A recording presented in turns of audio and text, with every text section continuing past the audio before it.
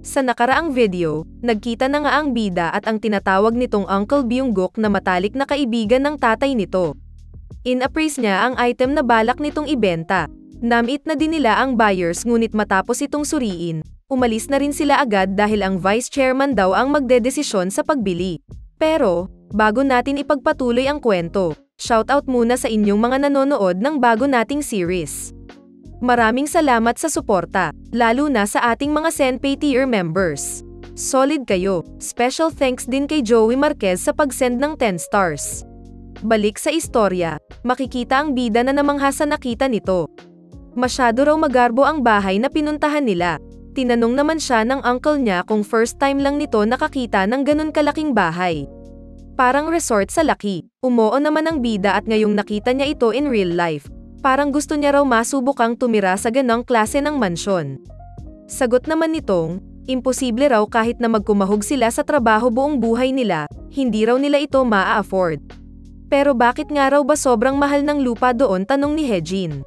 Pinatahimik naman sila ni Sujong at tigilan na raw ang tsismisan dahil papasok na sila sa bahay. Nagmamasid-masid ang mag-uncle habang hawak ni Byung-guk ang artifact. Meron namang nakapukaw ng atensyon ng ating bida. Nilapit niya ito at tinanong naman ng tito nito kung hindi ba raw siya sasama. Na-curious din ito sa painting na tinitignan niya at napansin na western ito. Mukha raw mamahalin pero nagtaka ito ano ang big deal sa art na iyon. Speechless naman si Hejin sa painting na nakita nito. Bigla namang lumabas muli ang shaman at tila may nakatawag ng atensyon nito. Sinipat nilang mabuti ang painting na iyon. Sa living room, pinaupo na nga sila at doon na-meet ang buyer. Winelcome sila ni Lim Song-jun na Vice President ng Huajin Group na pinsan ni Yoon-ye. Magalang namang sumagot si Byung-guk na karangalan daw para sa kanila ang magkaroon ng pagkakataon na ma-meet siya in person sa ganitong pagkakataon. Nagpakilala ito bilang si Yang Byung-guk, isa raw siyang small-time na art dealer. Sagot naman ng VP na narinig niya na raw lahat ng mga art dealers sa Korea pero first time niya raw main counter ang pangalan nito. Ano raw bang mga items ang naibenta na nito so far? Sinabi naman niya na mostly, mga pottery mula sa Ming at Qing dynasty ng China ang dine deal nito. Although, meron din daw iilang mga domestic celadons at white porcelain ang naibenta niya. Maari niya raw isiping siya ay mainly nagtetrade ng mga gamit mula sa East imbes na sa West. Proud naman nitong kwento na marahil narinig niya na ang istorya tungkol kay Kim Man-bak na ngayon ay naninilbihan bilang 5th member ng National Assembly. Naka-receive raw ito ng white porcelain bilang regalo last year at ang item daw na iyon ay dumaan na sa kanyang kamay noon. Nag-agree naman ang VP at sinabing naaalala niya raw kung paano nito pinagyabang noon ang moon jar na kasing puti raw ng snow. Tama raw. Yun daw ang item, sabi ni Byung-guk. Nagkakahalaga raw iyon ng 2.5 billion. Inisip naman nitong dahil daw doon, nakakagulat na naging mabilis ang development ng Yongan area na dating wala masyadong progress. Halos 5,000 payong ng lupa o almost 2 ektarya ng lupain nila ang naging residential area. Sinubukan naman itong alalahanin ano ang pangalan ng nag-develop ng project na yun. Sumagot naman si Sujong na Pyeonghwa Construction raw. At naalala na nga ng VP, OJ man raw mula sa Pyeonghwa Construction. Marahil yun daw ang bumili ng moon jar mula sa kanya. Sa isip naman ng bida, if meron daw hindi masyadong maalam ang makarinig nun, iisipin nitong ang jar na yun ang nagdala ng swerte sa bumili. Pero ang totoo, hindi naman talaga dahil dun yun. Kadalasan lang, ginagamit ng mga kumpanya ang antiquities pang suhol sa mga public official. Pag antique daw kasi, wala masyadong risk na mahuli dahil hindi naman cash so madaling tanggapin para sa mga opisyal. Inutos naman ng VP na nais niya na raw makita ang item na dala nila. Nang ilabas ito, napansin niya ang kulay at engraved pattern ay ayos pang tignan. Tinanong niya naman sila kung alam ba raw nila kung ano ang gamit ng kettle na iyon. Sagot naman ni Byung-guk na hayaan niya raw na ang pamangkin nito ang mag-explain. Ayon kay Hejin, isa itong kettle na gamit sa mga tea ceremonies. Noong 13th century, naging popular ang pag-inom ng tsaa gamit ang whiskang tea method o matcha dahil sa impluwensya ng China. Ang whiskang tea method ay ang pag-grind ng tea leaves sabay lagay ang powder diretso sa tea bowl at lalagyan ng saktong sukat ng tubig. Wini-whisk ito ng mabuti gamit ang bamboo whisk hanggang sa may bubbles na mamuo. Noong time raw na yun, Ang kettle na nasa harap nila ang ginagamit upang magbuhos ng mainit na tubig sa bowl. Na-impress naman ang VP at sinabing maalam ito sa mga antique. Kaya naman na-curious siya sino raw ito. Nagpakilala naman ito bilang si Park Hae-jin, isang antique appraiser. Nagulat naman siya dahil bata pa raw ito and yet nag-a-appraise na siya ng mga antique. Tinanong niya tuloy ilang taon na ba raw siya to be exact.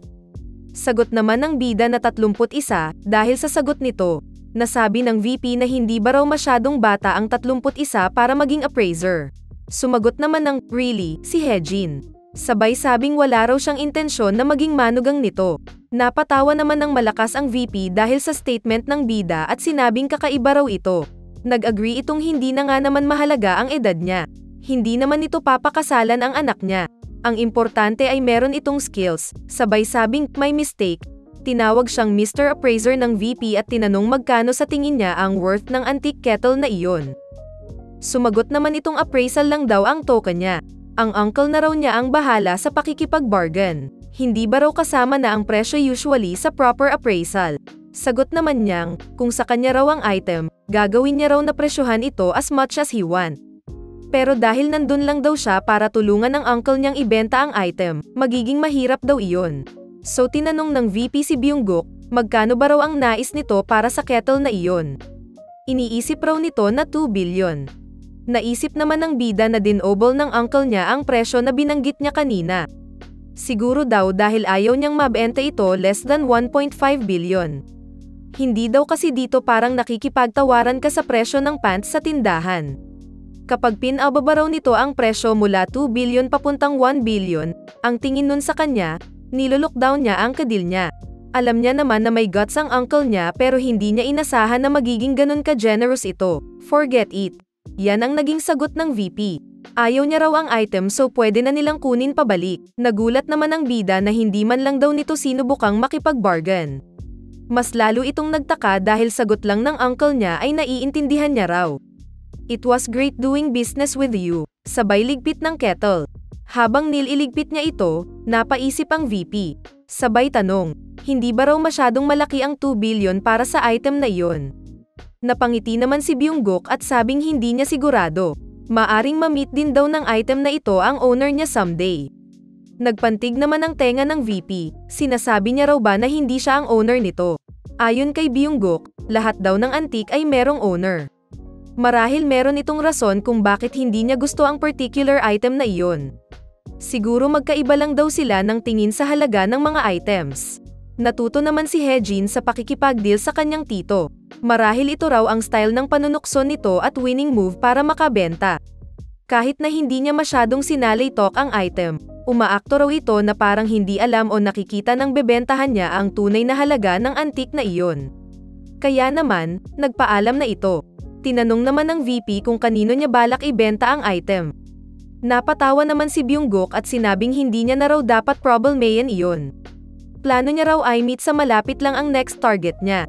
Tumayo na ang dalawa at sinabing great honor para sa kanila ang maimbitahan sa bahay nito sa araw na iyon. Sa puntong iyon daw, kadalasan, nagpapanggap ang mga tao na hindi nila kayang manalo kaya nakikipag-bargain na lang sila ng paulit-ulit. Pero nakakagulat daw na bigla na lang kinat ni Byung-guk ang usapan nila at nagpaalam na. Hindi na din nakipag-bargain pa ang VP at sinabing good luck daw sa pagbenta nila ng kettle na iyon. Dagdag niya. Curious daw siya kung meron daw bang nasa tamang pag-iisip ang bibili ng ganong klaseng item sa halagang 2 bilyon. Marahil marami daw pushover sa Korea kaya infested sila ng mga money-sucking swindlers. Halatang patama ito sa dalawa at tila nainis ang bida sa mga salita nito. Sinabi naman ni Byung-guk kay Hae-jin na wag daw ito mag-worry masyado. Hindi naman siya ang sinabihan nun. Sanay na raw siyang makarinig ng mga ganong statement mula sa mga potential buyers. Hindi naman makapapayag ang bida dahil sa pangmamaliit nito. Hindi niya matanggap na tinawag silang swindler nito kaya naman dinukot niya ang salamin sa kanyang bulsa at sinomen ang shaman. Dahil doon, lumabas ang kanyang aura habang nakatingin sa painting na napansin niya pagpasok nila. Sinabi nitong meron daw kasi siyang napansin kanina. Nabanggit nito sa shaman na kung totoong nag-exist ang thread of fate marahil konektado ito roon. Sagot naman niyang ang fate o kapalaran ay hindi destiny. Kahit daw feeling nito na nagrasp niya na ito raw ay something na pwedeng mawala sa kanyang mga kamay at any given moment. Hindi niya raw kailangang tanggapin lang dahil attracted siya dito. Tinanong naman niya si Hejin kung gusto niya raw ba ang painting na iyon. At kung magiging honest daw siya, hindi daw talaga. Nais niya lang maibalik ang favor. Ang tanong kasama niya raw ay ang uncle niya.